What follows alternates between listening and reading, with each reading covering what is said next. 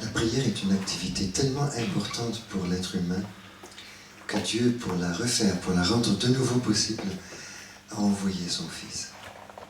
La première chose qui a été sauvée, le Rédempteur de l'homme, la première chose qui a été sauvée par le Christ, c'est la prière. Pourquoi nous consacrons 2-3 jours à réfléchir à ce mystère? Et nous avons hier réfléchi sur la proportion. Si il n'y avait pas de proportion entre nous et Dieu, il n'y aurait pas d'alliance possible, il n'y aurait pas de communion possible. Mais Dieu nous a tellement aimés et tellement privilégiés. Il nous veut ses enfants et il veut avec nous une relation d'amour, de dons mutuels, pour nous remplir, pour nous combler de sa joie, de son amour, de sa sagesse, de tous les trésors qui sont en lui, Dieu, la vie, et même la vie éternelle. Pour nous combler, il nous comble de ce qu'il est lui, et il nous donne justement participation à ce qu'il est. Dieu il est d'amour infini, il diffuse en nous son amour. L'amour de Dieu a été répandu dans nos cœurs par l'Esprit Saint qui nous a été donné. Et l'amour de Dieu en nous dispose des forces surnaturelles qui vont nous permettre justement une relation proportionnée avec Dieu. Ce qui est inimaginable pour les païens. Et nous sommes proportionnés à Dieu. Nous sommes devenus des amis de Dieu. Quand Dieu nous regarde maintenant, il regarde son amour en nous. C'est ce qui a du prix à ses yeux. C'est vraiment l'amour qu'il nous donne. L'amour qu'il a répandu dans nos cœurs par l'Esprit Saint. Cet amour qui est de même nature que lui et par lequel nous allons pouvoir nous unir à lui. Quand nous en étions là, dans nos réflexions d'hier, nous sommes proportionnés à Dieu. Encore une fois, s'il n'y avait pas cette proportion, nous ne pourrions pas nous unir à Dieu. Alors c'est le Christ qui a restauré cette relation. Nous avions besoin d'une restauration, d'un salut.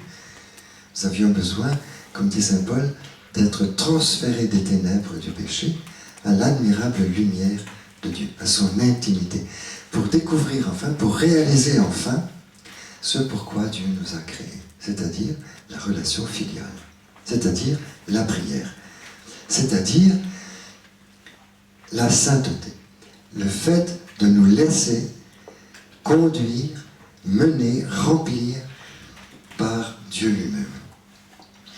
Et cet organisme surnaturel que Dieu nous donne, ces forces surnaturelles qu'il nous donne dès le baptême, on les appelle des vertus théologales. Ce sont des forces surnaturelles qui viennent se greffer sur notre intelligence et notre volonté. Je refais brièvement ce petit schéma pour nos amis qui nous ont rejoints. Nous avons les facultés intellectuelles, donc l'intelligence et la volonté. Et Dieu va greffer sur notre intelligence une nouvelle capacité de connaître, mais de le connaître lui, cette fois. De le connaître lui-même. Et cette nouvelle force surnaturelle qui nous est donnée au baptême s'appelle donc la vertu théologale de foi. Elle est théos, vous voyez, parce qu'elle vise et atteint Dieu lui-même, théos. Et la nouvelle force que Dieu va mettre, greffer dans ma volonté, puissance d'aimer, c'est la charité. Et il y a une nouvelle force aussi qui va être greffée sur ma mémoire, et ce sera l'espérance. Donc ces trois vertus, elles sont les vertus théologales, et c'est l'organisme surnaturel qui a de la valeur, et c'est la seule valeur absolue désormais pour nous depuis que nous savons que nous sommes équipés pour cette alliance avec Dieu. Ça va jusqu'ici? C'est un petit résumé de ce que nous avons dit jusqu'ici. Et je sais que dans les équipes Notre-Dame, nous tendons vers l'oraison, nous tendons vers la prière. C'est inscrit par le Père Caffarel dans nos constitutions. Moi aussi, je suis dans les équipes. J'ai une équipe ici sur la région du Carpentras. Et je découvre justement avec vous combien c'est important pour vous de tendre vers un peu d'oraison chaque jour. Alors l'oraison, c'est ce mystère de communion. Bon. Mais c'est quoi? C'est simplement l'exercice des vertus théologales. À partir du moment où je peux prendre contact avec Dieu, ben c'est la seule réalité que je fais. Donc même si j'ai 5 minutes, hop, je fais un acte de foi. Même si j'ai 7, 8, 9 minutes simplement tranquille dans la maison, ou bien entre deux réveils des enfants, ou bien, je sais pas moi, un aller-retour à l'école, etc. Même si j'ai peu de temps, je fais un acte de foi. Alors maintenant, je vais vous parler de la puissance de l'acte de foi, parce que vous vous rappelez tous cet épisode de la vie de Jésus, où nous avons Jésus qui est entouré d'une foule et qui va vers Capharnaüm. Et d'ailleurs, ça se passe, c'est un miracle qui est en sandwich dans Saint-Marc. Parce que le chef de la synagogue a dit à Jésus, viens guérir mon enfant. Alors, Jésus se met en route vers la synagogue, mais entre-temps, donc Jésus est coincé par la foule, et il y a une personne qui a entendu parler de Jésus et qui se fait soigner par les médecins de son temps, mais pour un problème d'hémorragie. Une hémorragie menstruelle, c'est lié au problème féminin. Mais la pauvre, elle est impure. À cause de ça, elle est impure. Et pendant des années. Et donc, à cause de son impureté, elle est écartée de la vie communautaire. Et donc, elle vit toute seule. C'est une fille qui est complètement malheureuse et on la fuit parce qu'impure, etc. Un peu comme les lépreux. C'est terrible, cette situation de cette femme. Mais elle a entendu parler de Jésus. Et alors, elle se dit, si seulement je touche la frange de son manteau, je serai guérie. Alors elle voit la foule, elle se fait un chemin, parce qu'il ne faut pas que personne... Jenkins a merveilleusement rendu ça dans The Chosen. Elle se fait un chemin dans la foule, et puis elle veut absolument toucher par derrière. Parce que si elle est prise en flagrant délit de toucher Jésus, c'est Jésus qui est impur. Donc, évidemment, parce que tout ce qu'elle touche est rendu impur, parce qu'elle est impure, elle. C'est terrible comme situation. Donc, elle touche le manteau de Jésus, et Jésus se retourne dans la foule et dit à ses apôtres qui sont là, « Qui m'a touché ?»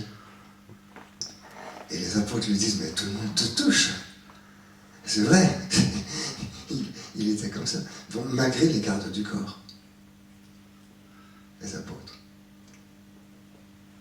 J'ai senti qu'une force était sortie de moi. Incroyable.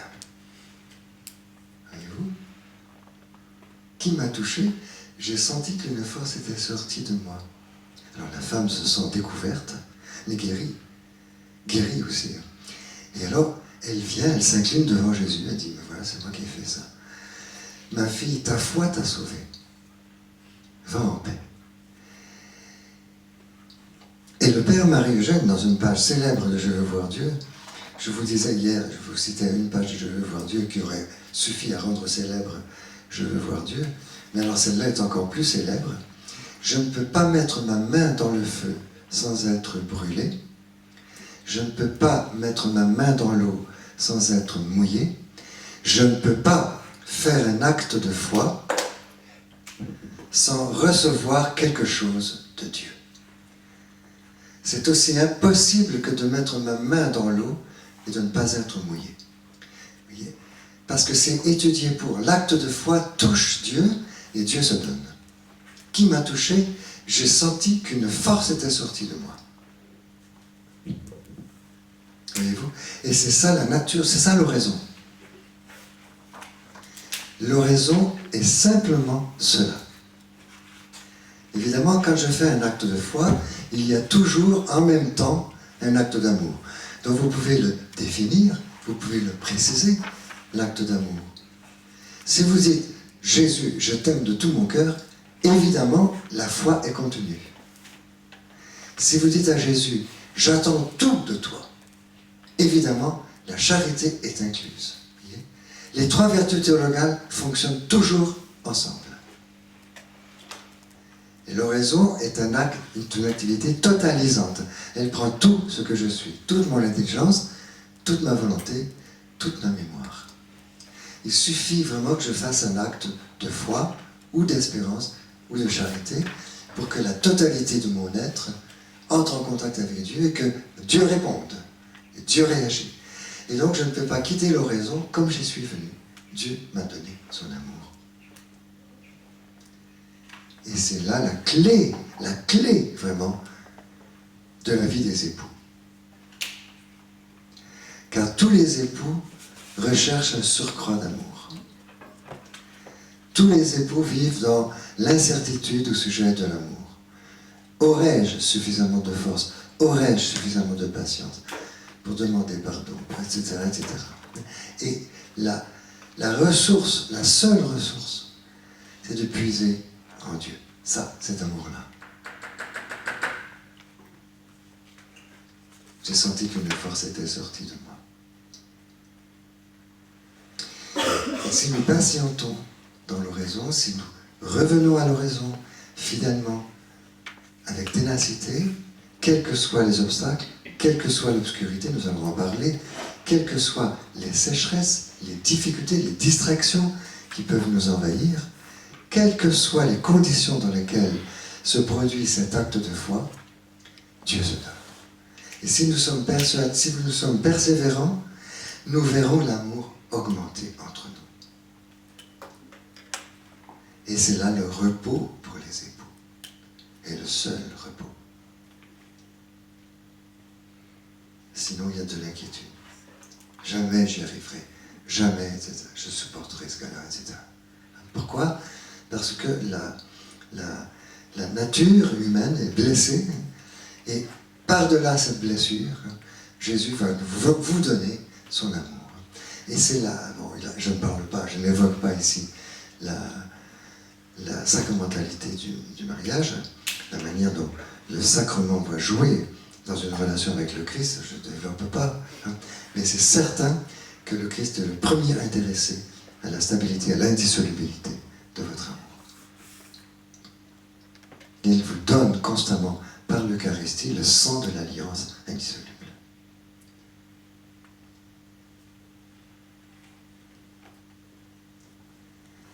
Mais c'est seulement par l'Eucharistie et par l'oraison. Sinon, l'alliance, elle fout le camp.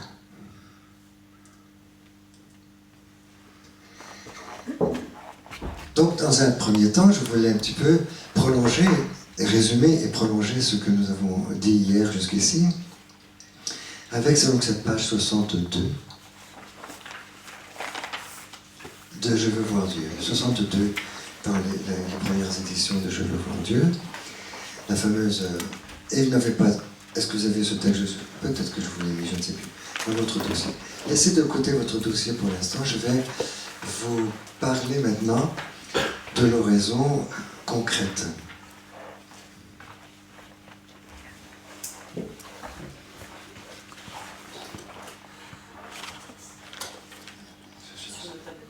Ah, merci. Alors nous allons...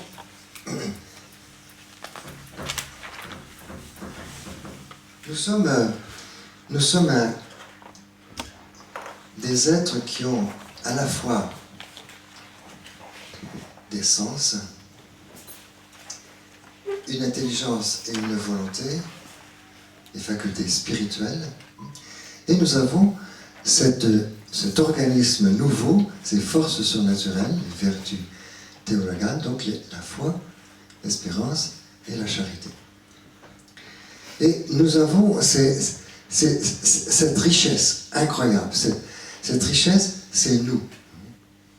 Quand je vais à l'oraison, j'y vais avec tout cela. Mes sens, avec tout ce qui est dans ma mémoire, acquis par l'expérience sensible. Je vais aussi à l'oraison avec toute la richesse de ce que j'ai acquis par mon intelligence, ma volonté, ma compétence professionnelle. Tout ce qui vraiment m'arrive par cet enrichissement, cet exercice de l'intelligence et de la volonté, la raison et la liberté.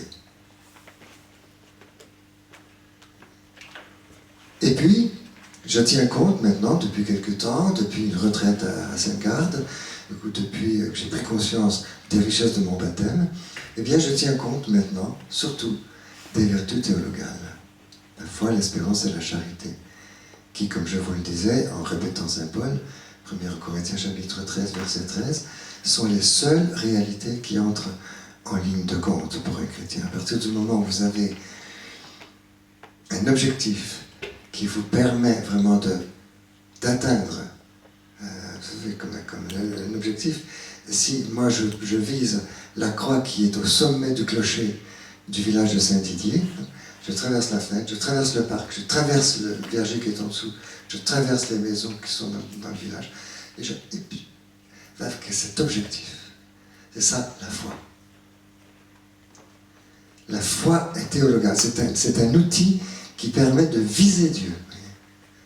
C'est un objectif. Bon, je reviendrai peut-être là-dessus, sur cette comparaison.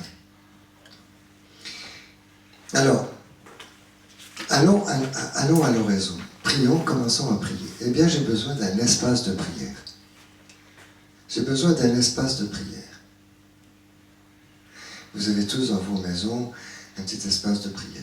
J'ose pas imaginer. Bon. Un espace de prière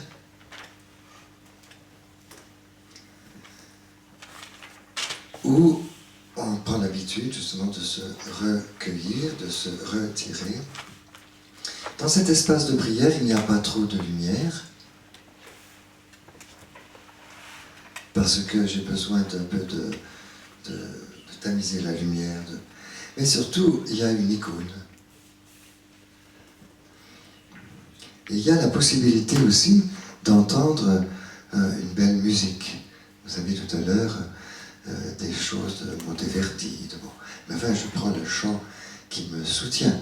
Par exemple, un beau chant de comment il s'appelle, Jean-Baptiste, de la Sainte Famille. Ou bien un chant d'Emmanuel, non. Un chant, la musique. Hein. C'est pour mes sens, voyez-vous. Et si je vais à l'oraison sans tenir compte de mes sens, eh bien, ils vont gigoter mes sens.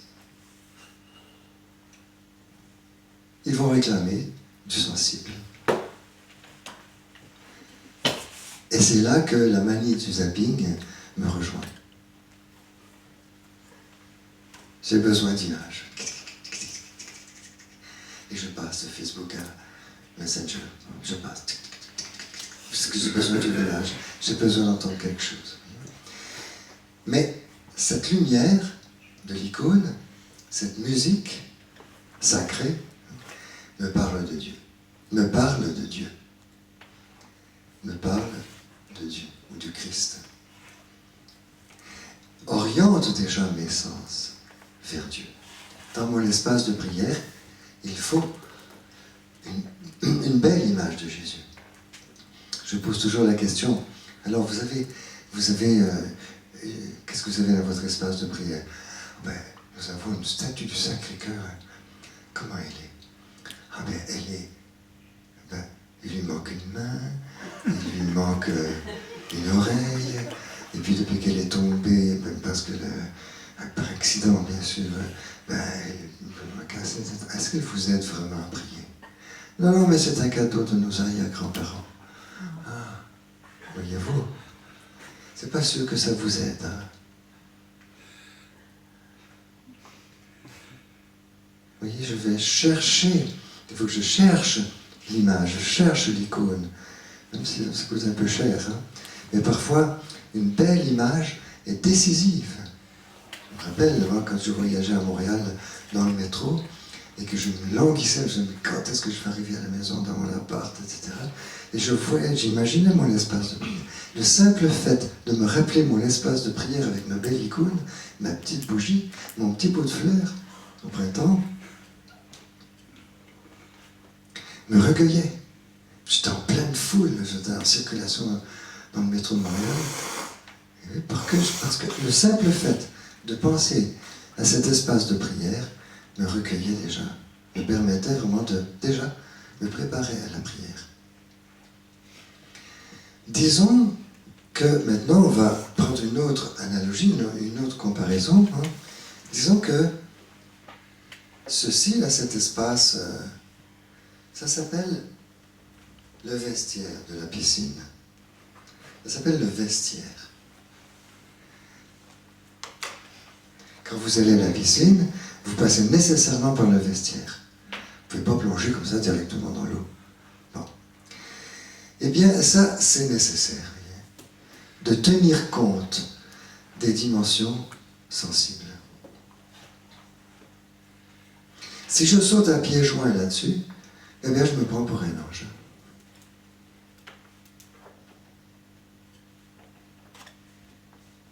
Et l'une des sources, des distractions parfois insurmontables qui nous découragent dans nos raisons, c'est que nous n'avons pas soigné ça.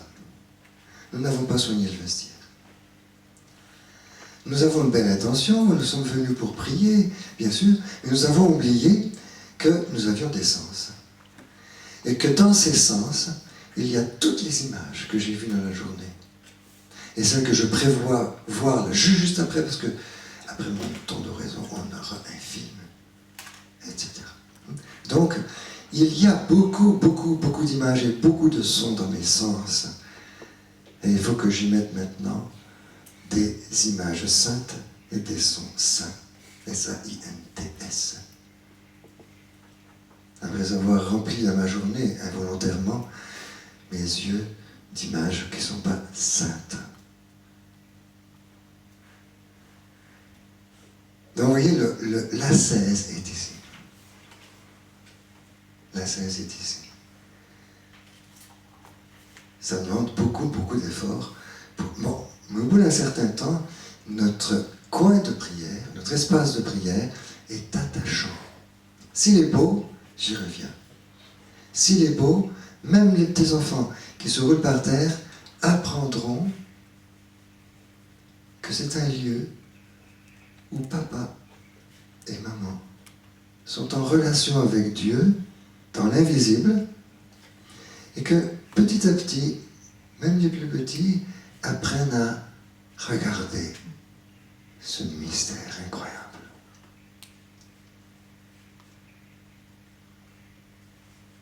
Je me rappelle un couple au foyer de Notre-Dame de Vie et qui me disait ben nous, on laisse la porte de la chambre entrouverte le matin très tôt. Dès qu'on est réveillé, la porte est entrouverte. Et nos aînés, s'ils se réveillent une demi-heure avant, ils descendent. Ils ouvrent la porte.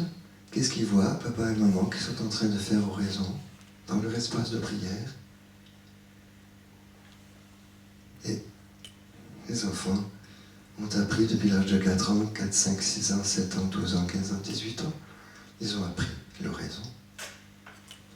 Parce que maman qui prie, ben, l'enfant prie. Et donc, pour satisfaire, pour honorer ma vie sensible, eh bien, le Seigneur veut que j'utilise des choses saintes, une lumière belle et sainte qui me parle de Dieu, qui me parle de Jésus, une musique belle qui m'oriente vers Dieu. Mais ni trop, ni trop peu. Ni trop, ni trop peu. Parce que si je passe 20 minutes à écouter 3 musiques, 3 chants du dernier CD de Notre Dame de Vie, par exemple, eh bien, c'est les 20 minutes d'oraison qui y passent, voyez-vous, et je suis au vestiaire. Et le but, c'est pas le vestiaire. Le but, c'est de plonger. Il y a donc le bord de piscine. Alors, le bord de piscine, c'est pour honorer la raison et l'intelligence. Et la volonté. Ce sont mes facultés principales que je vais nourrir cette fois par la parole de Dieu. Donc, ce qui est proportionné à mes sens, ben, c'est ce que nous venons de voir. Une icône, une musique, quelque chose qui concentre mon regard, qui concentre mon attention. Un espace délimité, ne pas faire oraison sur un pan de mur large de 20 mètres de large et de 10 mètres de hauteur. Ça ne me concentre pas, voyez-vous? Donc je cherche un espace de prière. Et je le fais. Il ne va pas se faire par lui-même. Il faut que je le fasse à la maison. Il faut que j'apprenne à ménager un espace, un lieu, même si c'est 1 mètre sur 1 mètre, mais c'est un lieu sur lequel je me retrouve, où je concentre mes sens, le recueillement. Mais ensuite, dans cet espace de prière, eh bien, je trouve mon livre préféré, la parole de Dieu. La parole de Dieu.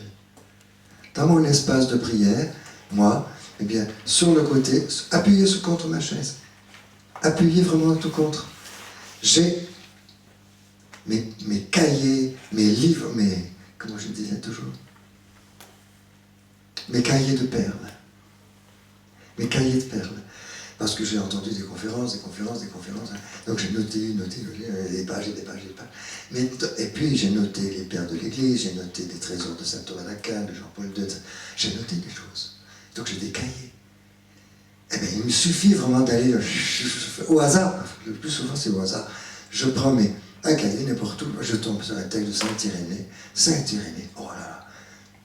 Mais c'est pas un livre, c'est quelques lignes. Ni trop, ni trop peu. Parce que si je passe mon temps à lire, eh bien, je fais ma Lectio Divina. Si je fais ma Lectio Divina, ben, je n'ai pas plongé. Parce que ce n'est pas exactement le but. Le but, c'est cet acte de foi. Qui m'a touché? J'ai senti qu'une force était sortie de moi. Ta foi t'a sauvé. Il est là, le but. C'est ça qui fait plonger en Dieu. Voyez-vous?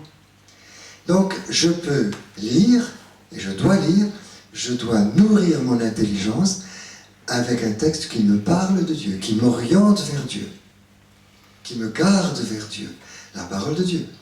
Mais si je prends le Magnificat par souci vraiment de lire tous les jours, le texte de la liturgie de la messe, et que ça ne m'aide pas, eh bien, il faut que j'en change. Vous n'êtes pas obligé, qui vous a obligé de lire le texte du Magnificat? Donc il faut suffisamment connaître la Bible pour dire, waouh, je cherche Jean 14, et je le trouve. Parce que c'est ça dont j'ai besoin maintenant. Je sais ce dont j'ai besoin. Vous voyez, il faut se connaître quand on fait oraison. On ne laisse pas sur la plage notre personnalité. Au contraire, à certains moments, on a vraiment besoin d'un grand texte, d'une grande pointure. Mais il faut en connaître quelques-uns pour ça. Hein? C'est ça l'utilité, justement, des retraites, où on accumule des pages et des choses et des perles. Et donc, je trouve tout de suite, évidemment, là, je ne vais pas m'amuser à découvrir un livre. C'est pas le lieu. Parce que si je découvre un livre, ben peut-être qu'il faudra que je lise 20 pages avant de tomber sur le passage qui me nourrit. C'est pas le moment. Donc il faut que je vienne à un texte que je connais, qui m'a nourri. Voyez-vous? C'est ça le truc. Ça va jusqu'ici? Vous me suivez? Bon. Donc, là, c'est pour honorer la dimension intellectuelle de la personnalité. Mais toujours la même chose. Le but, c'est que la prière associe mes sens, ce qu'il y a de plus noble en moi, et mon intelligence et ma liberté et ma volonté. Il ne faut pas me mettre à l'écart, il ne faut pas du zen, on ne fait pas du zen quand on fait oraison. On associe, au contraire, toutes les richesses que le Seigneur nous a données pour, justement, que mon intelligence prenne part à l'oraison. Prenne part à cette relation vivante avec Dieu, à cette relation transformante. Qui m'a touché? J'ai senti qu'une force était sortie de moi. Et donc, elle va me transformer, cette force. Voyez-vous? Mais à cette condition-là, tout simplement, la piscine. Rappelons-nous la piscine. C'est tellement simple ce que je vous dis maintenant, mais c'est tellement important. Voyez-vous? Et ni trop ni trop peu. Un jour, j'ai besoin d'aller marcher sur la crête ou bien au bord de la mer, et je regarde le coucher du soleil, et voilà, le soleil qui descend sur l'horizon, ça m'aide beaucoup à contempler le mystère de Dieu. Bon, ben ça fait quoi? Ça nourrit mes sens, ça m'aide. Voyez-vous? Mais tout le monde n'a pas à sa portée de la main l'océan Atlantique. Et donc il faut que je compense. Je sais vraiment que si je suis en vacances, si j'ai un peu de temps, à la fin de mes soucis, de nos soucis, tout ça, nous allons nous promener sur la plage, nous voyons le coucher du soleil, tout ça. Ah, c'est le ciel, vraiment, c'est formidable. On peut prendre du temps comme ça pour contempler justement les merveilles du Seigneur. Hein. Bon. Mais, habituellement, je n'ai pas ça sous les yeux. Habituellement, je n'ai pas l'église romane qui est juste à point dépouillé, qui correspond à ma sensibilité. Non. Le plus souvent, je suis dans un espace de prière où il y a ma tante, mon oncle, mon grand-père, mes petits-enfants, mes arrière-petits-enfants, et tous les problèmes familiaux qui sont dans mon espace de prière. Habituellement. Je ne suis pas devant un océan vraiment de paix et de beauté. Voilà. Mais que voulez-vous? Je fais avec. Pourquoi? Parce que c'est globalisant, c'est intégrant l'oraison. Sinon, vous serez des anges. Ou bien vous vivrez toujours dans un état de vacances. Mais non. Ben non. Et donc la vie quotidienne nous ramène à cette richesse que nous portons. Et que Dieu ne veut pas voir loin de nous, loin de toi, loin de lui. Viens avec tout ce que tu as, tout ce que tu portes. Ça va? Est-ce que vous avez une question là-dessus? C'est très simple. Et cet équilibre, pardon Yves, excuse-moi. Non. Mais, vous voyez, c'est un équilibre. C'est-à-dire ni trop peu. Alors, on est des conjoints, ok? Aujourd'hui, moi, j'ai besoin de lire 1 page et demie ou 2 pages. Et toi, tu es recueilli tout de suite, immédiatement. So what? On n'est pas obligé d'avoir la même lecture, le même rythme. Vous voyez, l'oraison, il faut se connaître soi-même. Aujourd'hui, le simple fait, moi je pense souvent aux mamans, bien sûr mon papa aussi, mais les mamans qui courent toute la journée, le simple fait vraiment d'avoir couché le dernier, le simple fait, ça vous recueille, vous n'avez même pas besoin de lire, même pas besoin même de regarder longuement avec cette icône où vous allumez la bougie. Le simple fait, vous êtes avec le bon Dieu.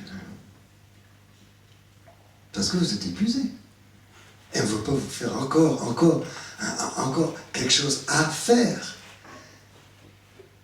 L'oraison ne consiste pas à faire beaucoup de choses. L'oraison peut devenir un regard, un soupir, où l'on dépose vraiment toute sa vie. C'est surtout ça, l'oraison. Et parfois, le Seigneur attend que nous soyons épuisés vraiment pour que nous fassions une oraison parfaite. C'est l'oraison parfaite, ça, c'est l'oraison du pauvre. Je n'en peux plus, Seigneur, viens.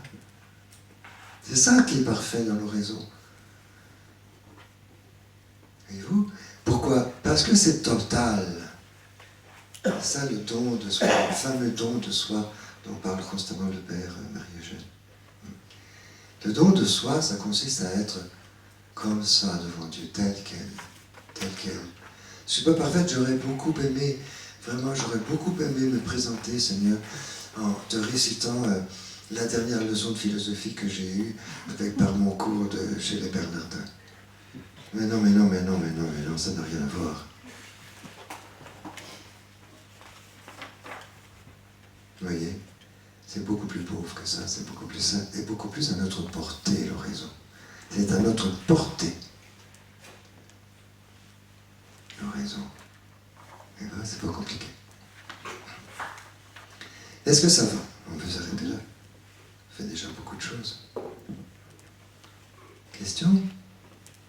Et tout l'art est dans le ni trop, ni trop peu.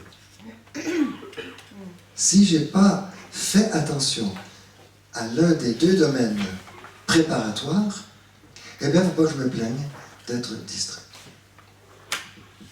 Ah, mais je suis distrait. Mais je pose toujours la question aux gens.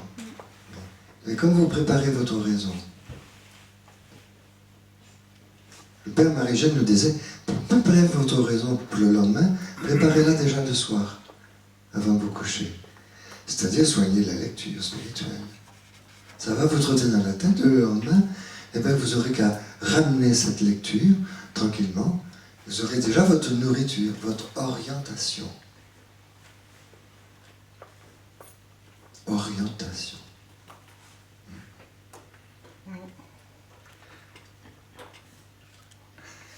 Et encore une fois, moi je me réveille luné, toi tu es enragé, etc. Bon, voilà, on peut pas s'accorder. On peut pas s'accorder. Qu'est-ce que je présente au Seigneur? Un désaccord. Qu'est-ce que vous voulez? Tu as péché, tu es tombé une fois de plus. Qu'est-ce que je fais? Je vais attendre de me confesser pour prier. Mais non, je présente au Seigneur la chute et la faiblesse. Mais je ne peux rien te donner de beau, Seigneur, non. C'est justement ça que je veux. Je te veux, toi. Et tel quel.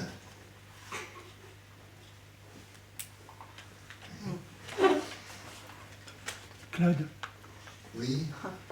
Allez-y, Béatrice. Et pourtant, justement, les gens qui sont très pris, qui n'arrivent pas à se lever le matin, qui prennent les transports en commun, et dans le transport en commun, on peut rentrer dans le sanctuaire du cœur que seul Dieu peut atteindre et faire oraison, en fermant les yeux et vraiment en se recueillant. Alors qu'autour, c'est un bruit innommable.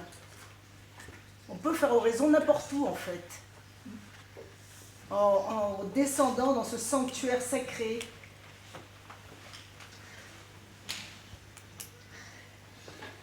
Non? Vous êtes d'accord? Oui. Moi, je pense que ça suppose qu'il y a un apprentissage avant. Le Père Marie-Eugène, qu'est-ce qu'il nous dirait ici? Il nous dirait, si vous pouvez faire ça, tant mieux, bien sûr. Mais c'est parce que vous avez pris l'habitude, justement, de vous isoler et de savoir que faire dans le... Oui. Voilà, donc c'est vrai qu'il y a un balance, il y a un équilibre entre ce réflexe qui fait qu'on peut en effet trouver Dieu partout, même dans des conditions parfois très difficiles, et notre vie normale où, effectivement, nous pouvons déterminer un temps précis réservé à la rencontre de Dieu. Sinon, je pense que ce sera difficile de maintenir toute une partie de notre vie. D'ailleurs, nous ne pourrons pas le faire parce que nous verrons que nous ne sommes pas vrais, en disant voilà, je fais oraison dans mes déplacements dans ma voiture. Non. C'est très certainement vrai ce que vous dites. Effectivement, on arrive à se concentrer, même pour lire dans un transport public, ce qui est quand même assez... Mais c'est au petit bonheur la chance. Tandis que vous nous indiquez, c'est une méthode. On est dans autre chose. Oui, il me semble. Oui. Oui. Là, ce que je viens de dire, là, je ne sais plus ce que je viens de dire.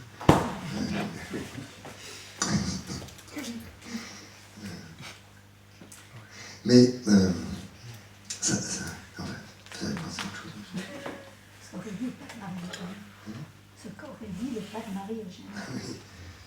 Non mais un père de famille qui arrive le soir épuisé par sa journée de travail, ou une mère de famille, parce que les mères de famille travaillent à peu près toutes, et qui n'a pas le temps de faire oraison, et ben, il se dit justement quand je vais prendre le train, quand je vais prendre le métro, et ben ça ce sera mon espace à moi. Et non, je suis désolée, mais j'en connais plein qui font ça. Ils n'ont que ça, parce que quand ils se réveillent le matin, ils ont mal dormi, les enfants les ont réveillés, ils n'ont pas eu le temps de faire oraison avant de partir. Et là, c'est pour eux. Ils seront tout seuls avec Dieu. Donc, tant ils mieux. vont faire oraison. Tant mieux. Oui, tant mieux. Tant mieux. Je n'entrerai pas trop profondément dans cette discussion parce que c'est... Oui. Ça suffit peut-être pas. Oui, il y en a qui n'ont que ça. Ils sont épuisés. Il y en a qui sont épuisés par des vies. Oui, Béatrice, je comprends bien ce que vous dites. C'est la vie urbaine, Oui, c'est ça. je comprends ce que vous dites. Bon. Mais ici même, certainement, dans cette salle, il y a des gens qui vous diront, voilà, je suis d'accord avec ce que vous dites, mais au fond, le Seigneur m'appelle à faire oraison chez moi. Au fond. Bon. Et donc, chacun, et à partir de là, naîtra effectivement un certain équilibre entre les époux par rapport à leur choix, effectivement. Donc ici, si vous voulez, c'est un peu ce que je vous disais hier, hein, c'est que, ah oui, c'est ça que je voulais vous dire, c'est que l'activité théologale, les vertus théologales, hein, puisqu'elles ont pour objet Dieu lui-même, hein, le fait vraiment que nous pouvons atteindre Dieu tel qu'il est, hein, eh bien, ça c'est une activité unique dans la vie d'un homme, d'un être humain.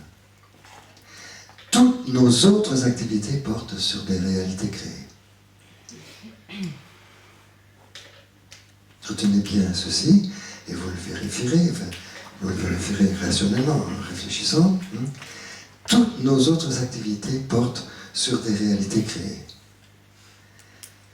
Il y a une seule activité, et elle est de taille, hein, bien entendu, parce qu'elle est à la hauteur de notre vocation surnaturelle, d'enfant de Dieu, qui nous oriente vers le ciel, hein, et donc vers la béatitude éternelle. Enfin, c'est fantastique de penser ça, mais une seule activité où nous pouvons nous adonner vraiment à la familiarité avec un être infini, qui n'a, je dirais, pas rien à voir avec toute la réalité créée, mais qui est un autre, complètement d'un autre ordre. Et alors il faut s'y exercer. Il faut s'exercer à cette relation avec cet être-là. Singulier, très singulier. Tellement singulier que il va nous mener par des chemins complètement déconcertants. Nous aurons peut-être l'occasion d'en parler cet après-midi de même.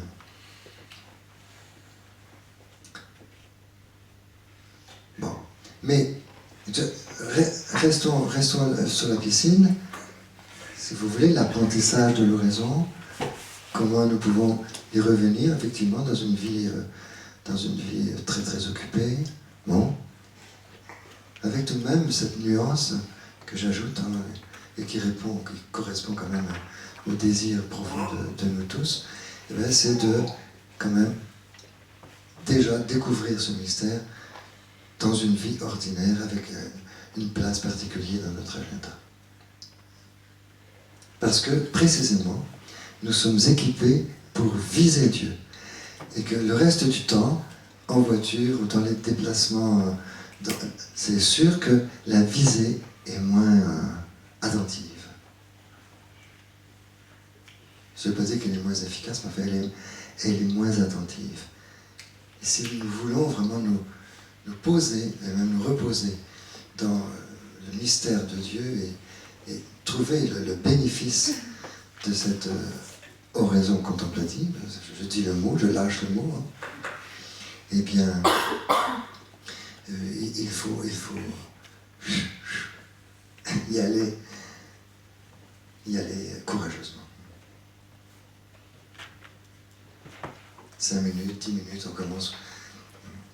Et quand on est d'accord dans un foyer, quand on est d'accord là-dessus, Ça donne des ailes. Est-ce que vous avez quelques questions? Maintenant, on peut s'arrêter.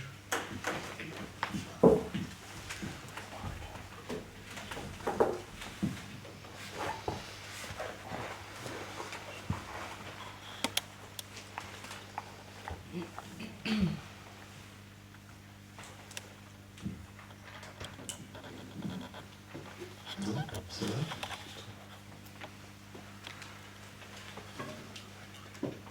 Bon, je peux vous faire un test pour vous demander vraiment, bon, écrivez-moi sur une page blanche l'histoire de la piscine et dites-moi comment vous l'avez compris. C'est en faisant, c'est en expérimentant qu'on apprend à nager, c'est le cas de le dire. Mais si nous tenons compte de ces étapes, nous honorons, encore une fois, nous honorons ce complexe unifié que nous sommes.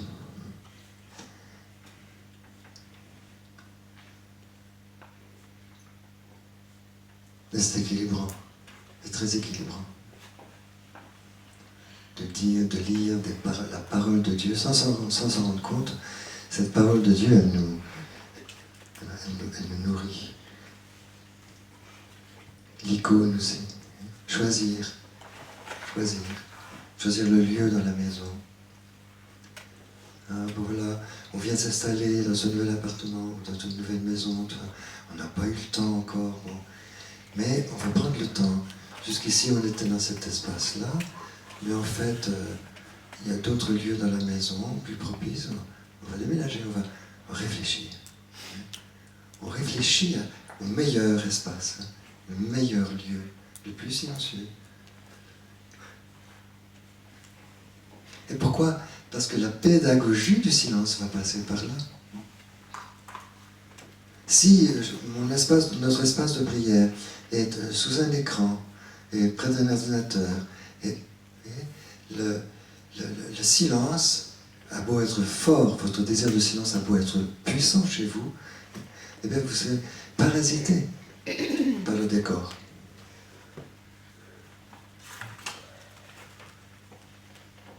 Voyez-vous? Donc il faut... c'est une ascèse. Il faut choisir vraiment des... Oui? Oui, vous avez parlé de couple, j'ai peut-être raté l'information, mais j'ai l'impression que c'est une expérience assez personnelle, donc comment vous conciliez ça avec le couple?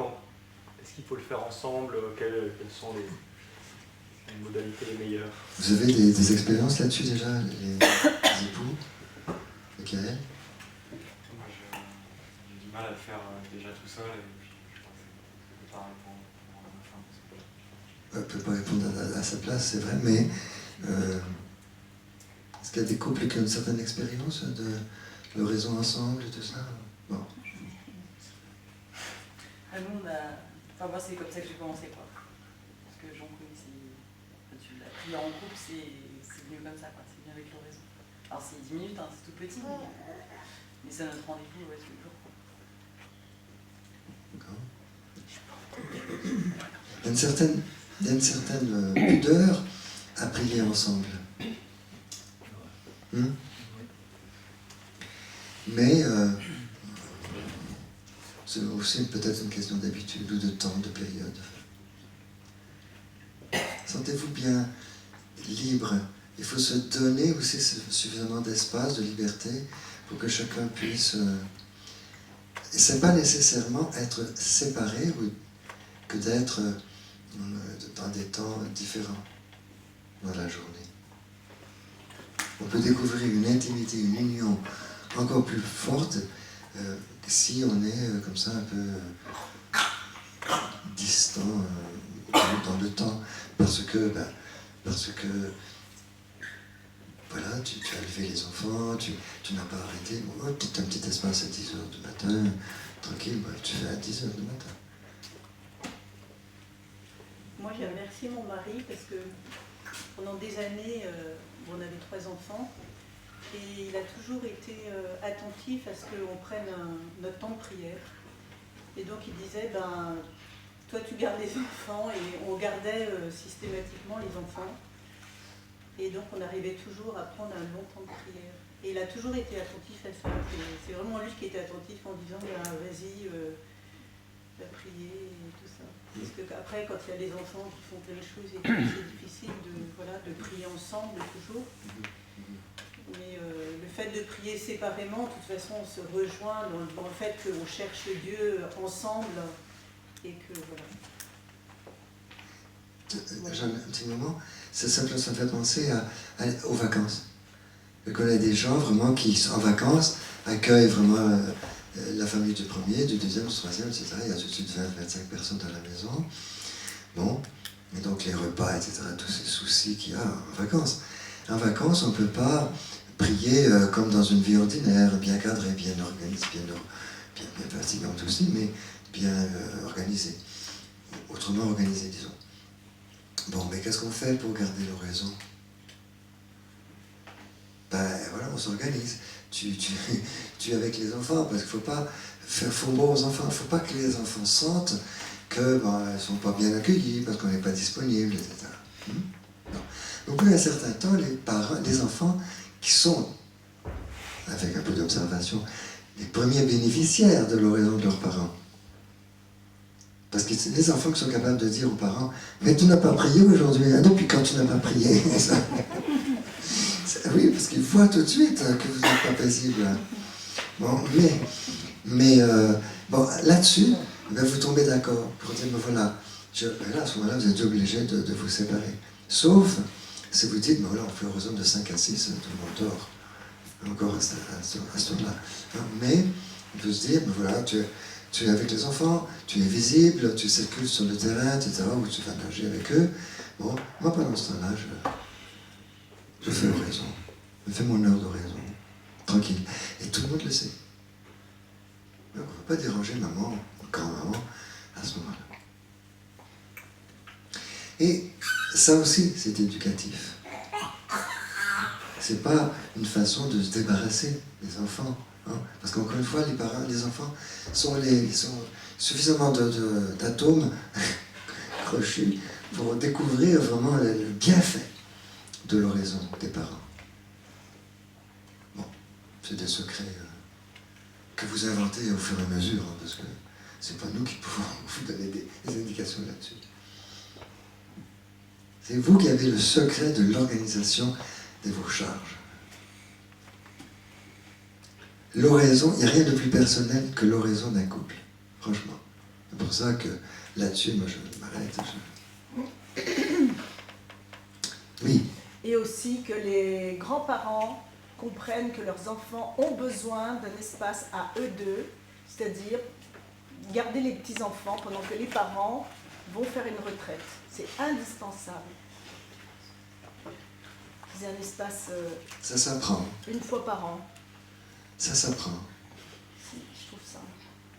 Au début de l'existence des foyers de Notre-Dame de Vie, quand nous avions relation avec plusieurs foyers jeunes là, comme vous, qui avaient 4, 5 ans d'expérience, 6 ans, etc., il y avait 2, 3 enfants, etc. déjà, eh bien, c'est sûr que la perspective d'une retraite sans les enfants a été douloureuse pour eux. Ils ne savaient pas trop comment faire. Et peut-être qu'il y a eu des maladresses, de notre part à nous, d'organiser vraiment des retraites où on disait, ben voilà, non, c'est des retraites sans enfants. Et très vite, étant donné qu'on entendait les réactions de ces jeunes époux, eh bien, on a effectivement organisé des activités famille. Ouais.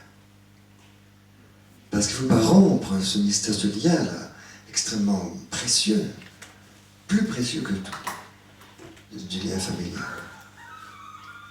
Donc, il faut au contraire le servir et que l'oraison soit au service de votre vie familiale. Quoi. Donc ça, c'est un équilibre que vous seul pouvez mettre au point.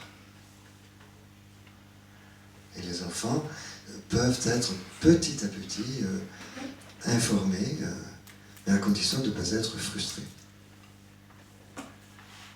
Ça suppose beaucoup de doigté.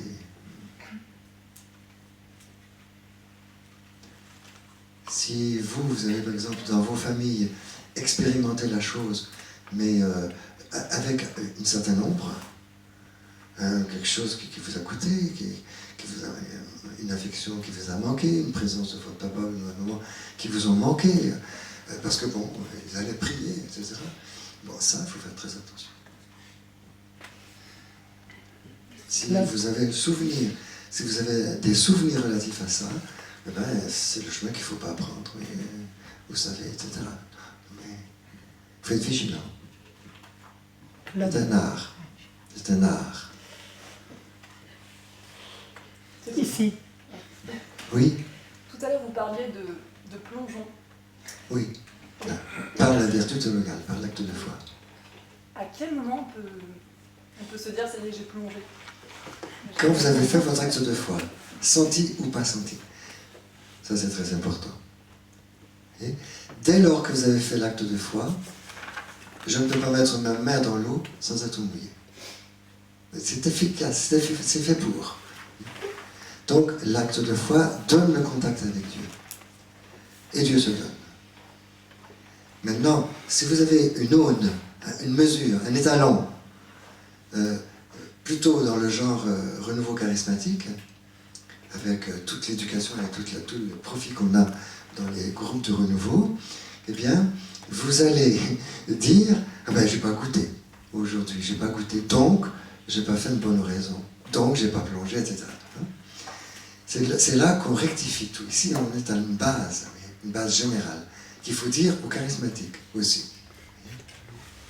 C'est que beaucoup de gens pensent que l'oraison est parfaite lorsqu'ils peuvent mesurer dans leur sensibilité les effets de Dieu. Non. Saint Jean de la Croix le dit à pleine page. Non. Et j'ai même cité dans l'homélie hier un texte du Cantique spirituel que vous n'avez pas entendu, mais que vous pourriez lire. C'est dans le Cantique spirituel de Saint Jean de la Croix. Et je l'ai là sous les yeux et je ne résiste pas à la tentation de vous le relire, page 38.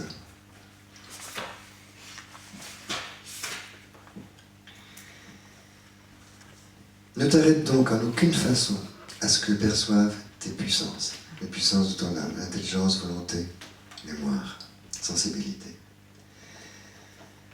En d'autres termes, ne mets jamais ta jouissance en ce que tu comprends de Dieu. Mets-la en ce que tu ne peux comprendre. Vous me direz, mais vous êtes sadique, non? Non, je ne suis pas sadique. Mais c'est un fait que le Seigneur va vous montrer de plus en plus son mystère impénétrable. Donc vous n'aurez pas de prise. Donc vous direz, mais est-ce que je progresse? Je dis, mais tu progresses. Si Dieu est incompréhensible de plus en plus pour toi, tu progresses si tu suis Saint Jean de la Croix. C'est fantastique. Mais ça aussi, c'est une ascèse. Ne mets jamais ton amour et ta joie en ce qu'il te sera donné de goûter de lui. Mets ton amour et tes délices en ce que tu ne peux ni saisir, ni goûter. Nous disons oui maintenant, mais une fois qu'on y est, c'est moins rigolo. Hein? C'est là ce qui s'appelle le chercher par la foi. Dieu est inaccessible et caché. Même lorsqu'il te semblera le découvrir, le goûter, le saisir, continue à le croire caché. Continue à le servir comme enseveli dans les profondeurs de son secret. Garde-toi d'imiter tant d'insensés. Évidemment, Saint Jean de la Croix ne va pas avec le dos de la cuillère, parce que pour lui, il y a beaucoup d'insensés. Saint Jean de la Croix était conscient vraiment de devenir petit à petit le docteur de l'Église qu'il est. Qu'est-ce qu'on ferait sans Saint Jean de la Croix? Vous connaissez Saint Jean de la Croix, vous lisez Saint Jean de la Croix. Même lorsqu'il te semblera, garde-toi d'imiter tant d'insensés qui ont de Dieu des pensées indignes de lui. Saint Jean de la Croix n'a fait que répéter, évidemment, les pères de désert. Les pères de désert.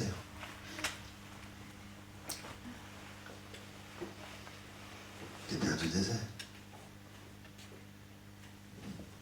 Si tu comprends, Saint Augustin disait, si tu comprends, c'est pas ça. Mais oui, mais parce que c'est ça qu'il faut dire à tout le monde. L'aventure avec Dieu, c'est pas une aventure où je prends, où je saisis, où je domine. Mais non. Donc ça change complètement ma façon de... C'est sûr que dans mon travail professionnel, il faut que je domine, il faut que j'ai un rendement, il faut que je... Ok, mais maintenant je passe à autre chose. Parce que je suis divin. J'ai un équipement qui me permet de rencontrer Dieu. Et à partir de là, la lumière va se ramifier vraiment dans tous les domaines de mon existence, dans toutes mes responsabilités professionnelles, familiales, pastorales, paroissiales, etc. Garde-toi d'imiter tant d'insensés qui ont de Dieu des pensées indignes de lui. Il se figure que lorsqu'il échappe à leur intelligence, à leur goût et à leurs sentiments, il est plus éloigné d'eux, il est plus caché. Oh, qu'est-ce que je fais, mon Dieu? Le bon Dieu est absent depuis 6 mois. Ah, c'est terrible. Ben oui. Qu'est-ce que tu veux que je te plaigne? Je ne peux pas te plaindre. Je ne peux pas te dire non plus sois heureux, évidemment. C'est triste, c'est difficile. C'est difficile l'oraison, c'est difficile le chemin de la perfection. Non. Donc ne pensez pas qu'il est plus éloigné de vous, il est plus caché. Non, c'est tout le contraire, dit Saint Jean de la Croix. C'est tout le contraire.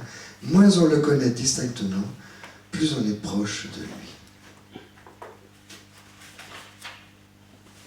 Il avait dit, quelques pages plus haut, une âme est-elle favorisée de haute communication, de connaissances et de sentiments spirituels? Elle ne doit nullement se persuader qu'elle possède Dieu ou qu'elle en a la vue claire et essentielle, ni qu'à cause de ses dons, C-E-S, dons, elle a Dieu davantage ou a pénétré plus avant en lui. Oui, les inversions de Saint Jean de la Croix. Saint Jean de la Croix qui vous remet tout en ordre à sa place. De même, toutes ces communications sensibles et spirituelles viennent-elles à lui manquer, la laissant dans l'aridité, les ténèbres et l'abandon? Elle ne doit nullement penser que dans cet état, Dieu lui manque. Cantique spirituel de Saint Jean de la Croix, première strophe. Commence avec ça. Qu'est-ce que sera la suite? Non, mais c'est pour dire. Indubitablement, la première disposition ne lui donne pas l'assurance qu'elle est en grâce avec Dieu. Ah, vous avez des charismes? Ah oui, des prophéties? Ah oui, vous avez des guérisons? Ah oui, oui. Non, c'est pas sûr que vous soyez avec Dieu. Ah mais j'ai rien, mon père, je suis dans un désert, je sens rien, je suis moche, je suis pécheur, je tombe tous les jours, je suis incorrigible, ah je suis de plus en plus pécheur. Ça ne veut pas dire que tu n'es pas avec Dieu.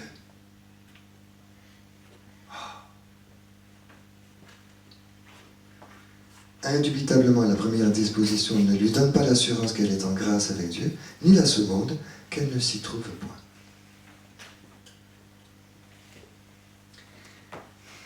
Oui, je vais à l'oraison avec les vertus théologales. C'est la seule certitude. Dieu se donne. Comment? Je ne sais pas. Je ne sais pas ce qu'il me donne. Comme il est amour, il donne de l'amour, habituellement. Il donne de l'amour. Hein? Il ne va pas vous mettre des bâtons dans les roues, il ne fait que ça, vous aimez. Mais c'est sûr qu'il ne vous enlève pas les bâtons dans les roues. Il ne vous en enlève pas parfois. Donc on va faire avec. Et donc tout le cheminement spirituel, ben, c'est le désert. Est-ce qu'Israël pensait qu'il était moins aimé de Dieu parce qu'il était au désert et privé des concombres d'Égypte? Ben, il a appris que Dieu était plus proche de lui dans l'abandon et dans la souffrance. C'est ça l'expérience de l'exode, c'est ça l'expérience de l'exil, ensuite.